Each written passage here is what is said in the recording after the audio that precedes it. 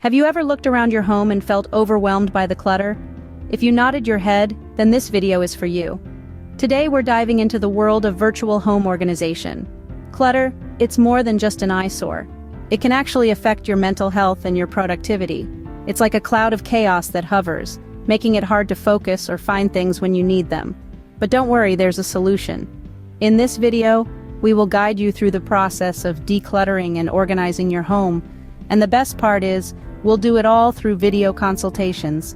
We'll provide you with guidance and organizational strategies to transform your space. We'll explore the whys, the hows, and the whats of this journey towards a more organized home. So, are you ready to transform your home into a haven of peace and productivity? Stay tuned. Decluttering isn't just about throwing things away.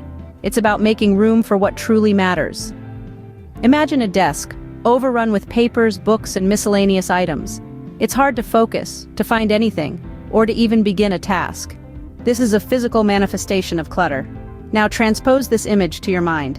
If your mind is filled with clutter, it's hard to focus, to find peace, or to even begin to enjoy the things that truly matter.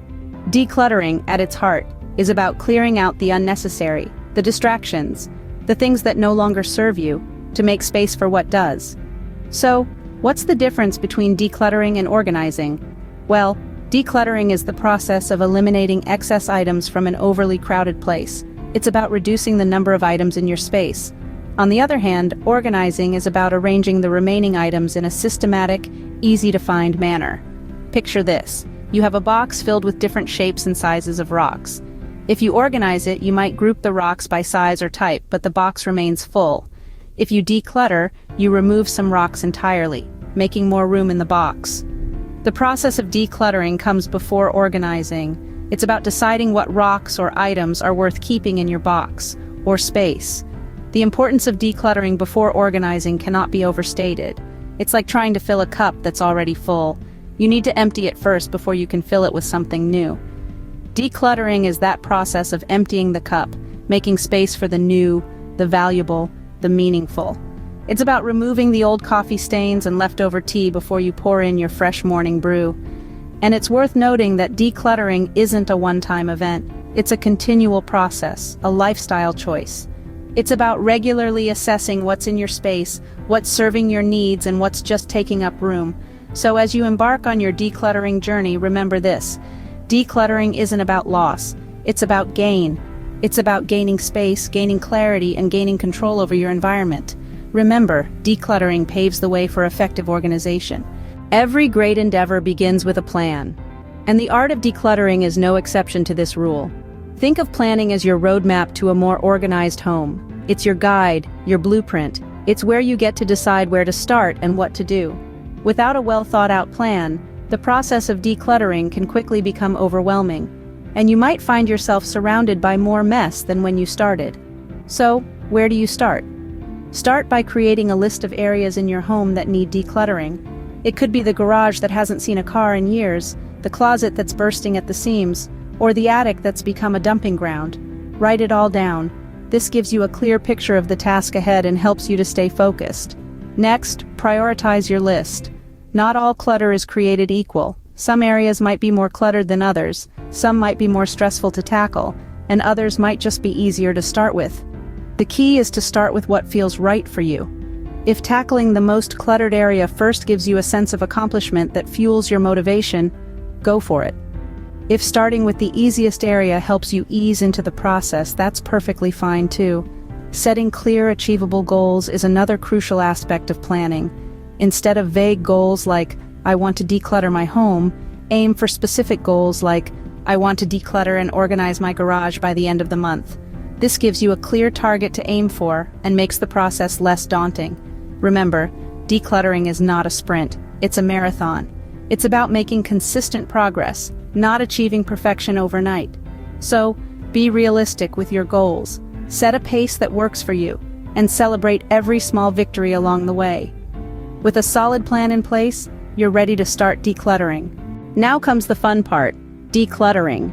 It's time to roll up your sleeves and dive into the heart of your home, the clutter. This is the stage where you start to see real, tangible progress, and it's incredibly satisfying. Let's walk through the decluttering process together. Picture your space, overwhelmed with items, and let's start to break it down. A good approach is to sort items into 5 categories: keep, donate, sell, recycle, and trash. These categories can help you make decisions about each item in your space without feeling overwhelmed. First, the keep category. These are items that you use regularly or that bring you joy. They're the things that make your house feel like home. But remember, the goal is to reduce clutter, so be selective about what you choose to keep. Next, the donate category. These are items that are in good condition but just aren't serving you anymore. Think about whether someone else could benefit from them. This could be clothing you haven't worn in a year, books you've already read, or kitchen appliances gathering dust. Donating these items can give them a new life and help someone in need. Then the sell category. These are items that have value but don't fit into your life anymore. Maybe you have an old smartphone, a designer handbag you no longer use, or some vintage furniture. Selling these items can make you a bit of extra cash and free up space in your home. Next up, the recycle category. This is for items that can't be donated or sold but can be recycled. This could include old papers, magazines, or broken electronics. Recycling these items helps reduce waste and is good for the environment. Finally, the trash category. These are items that can't be kept, donated, sold, or recycled. It's important to dispose of these items responsibly. Remember, decluttering requires being ruthless. It's not always easy to let go of things, but remember the benefits: a clean, organized, peaceful space. Once you've decluttered, you'll find that organizing becomes much easier. And that's what we'll cover in our next segment. Stay tuned. With the clutter out of the way, it's time to get organized. The essence of organization is having a designated place for everything and ensuring everything is always in its place. This principle, as simple as it sounds, can be transformative. It's not just about having a neat home, it's about creating a space that works seamlessly for you, your family, or anyone else living in the house. You see, when items have a specified home, it's easier to maintain order. You won't spend precious time searching for that elusive TV remote or your favorite pair of socks. Everything is where it should be, freeing up your time and reducing stress. Now let's talk about storage solutions. They are vital for maximizing space and maintaining organization. Baskets, bins, and dividers can keep your items contained and easy to find. Consider using labels to make things even more accessible. And remember, it's not about stuffing everything into a drawer or a closet. It's about creating a logical system that suits your lifestyle. For instance, you might want to categorize items by their use or by the room they belong to. You could arrange your closet by color or season. The kitchen utensils might be sorted by frequency of use.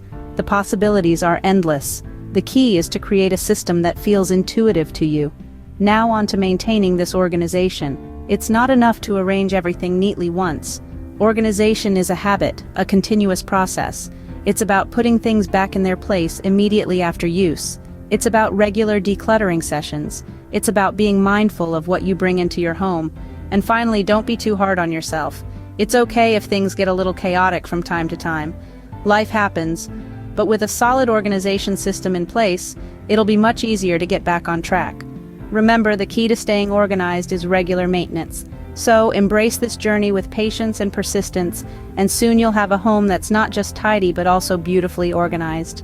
Sometimes we all need a little help. That's where virtual consultations come in. The beauty of technology today is that we're able to bring the experts right into our homes without the need for them to physically be there. Let's delve into how this works. Imagine having a professional organizer at your fingertips. Through video consultations, these experts can guide you through the process of decluttering and organizing your home. You might be wondering how this can be possible without them being present in your space. Well, it's quite simple. You start by giving them a virtual tour of your space. This can be done through a video call where you walk them through each room that needs attention. They will be able to assess the situation, provide insights, and suggest actionable steps unique to your home and lifestyle. The professional will then provide guidance on how to declutter, sort, and organize your items. They might suggest innovative storage solutions or recommend ways to repurpose items you already own. You'll be surprised at how a fresh pair of eyes can provide a new perspective on your space. But what's the real charm of virtual consultations? It's the flexibility it offers. You can schedule these sessions at a time that suits you best. It also eliminates the need for travel, making it a more eco-friendly option. Not to mention it could potentially save you money, as virtual consultations often cost less than in-person sessions. Another benefit is the continuous support that comes with it. Most professionals provide follow-up sessions to check on your progress and provide further guidance if needed. It's like having a personal coach guiding you through your home organization journey. In essence, virtual consultations provide a way for you to gain professional advice and strategies to transform your home into a more organized and clutter-free space. It's a practical and convenient solution to make the most out of your home organization efforts. With the help of a professional, your home can be transformed into a haven of peace and productivity. Let's quickly recap what we've learned. In the past 15 minutes, we've embarked on a journey of understanding, planning, decluttering, and organizing. We've delved into the very essence of decluttering, not just as a physical act, but as an emotional and psychological release.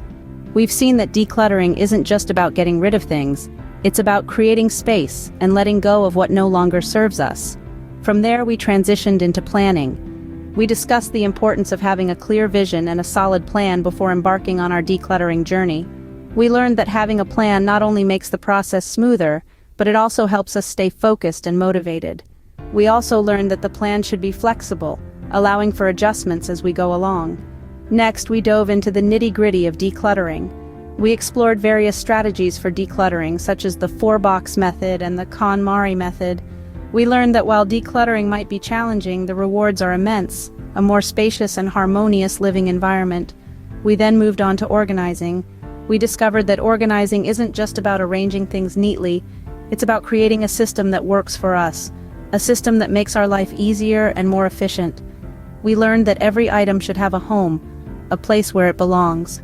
Lastly, we looked at the role of virtual consultations in our decluttering and organizing journey.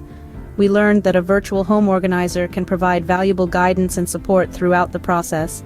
We saw how they can help us stay accountable, provide fresh perspectives, and offer practical solutions to our organizational challenges. But remember, the journey doesn't end here. Decluttering and organizing is an ongoing process, a lifestyle choice. It's about continually reassessing our needs and adjusting our spaces accordingly. Remember, a clutter-free home is a clutter-free mind. Thank you for watching, and happy organizing.